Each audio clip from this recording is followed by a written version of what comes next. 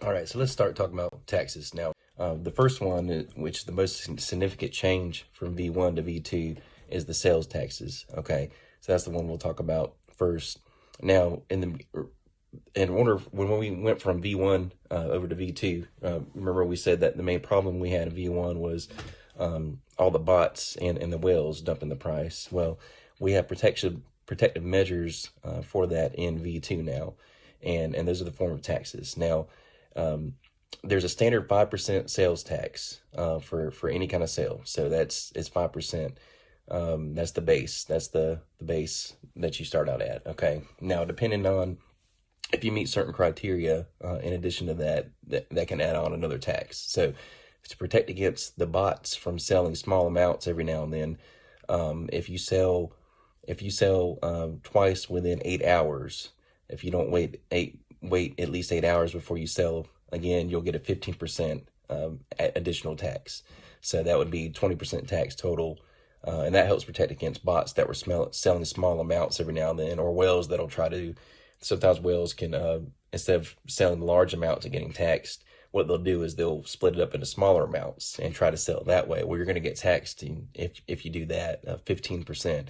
So in addition to that, we have the liquidity tax. Now, this is the one that protects against whales. So and the way it works is it's the percentage of liquidity divided by 2 is what the tax is. So say for instance you're going to sell your Edge EDG, and it's gonna be affect 100% of liquidity. Then that's gonna be a 50% tax, that extra that you have to pay. If you go to sell and it's 50%, it's gonna affect the liquidity by 50%. Then that's 25% tax you're gonna sell, and this is gonna prevent all the whales from dumping large amounts that they did in V1. Okay, that was the main problem in V1. This can prevent them from doing that. It's going to protect against that. Now, I know you're asking, like, what's up with all these taxes? How's it going to affect me? Well, the main thing you have to remember is this 5% tax, the base tax, is basically the only thing you'll have to worry about as long as you're playing by the rules, basically.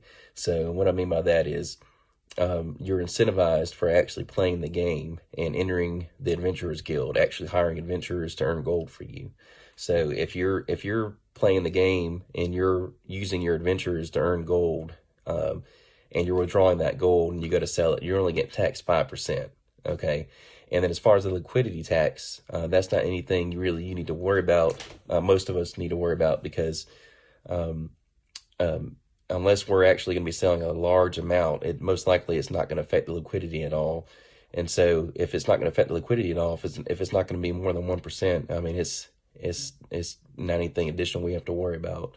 So the 5%, if all of us are playing the games and actually hiring adventurers in the Adventurers Guild, and we're using that earned gold to sell, we're only gonna be taxed 5%. Okay, as long as it's not twice within 8 hours, or as long as it's not a large percentage that's going to affect the liquidity.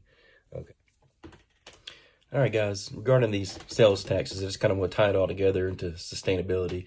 So basically, the whole point in these sales taxes and everything is we're trying to provide sustainability to the project.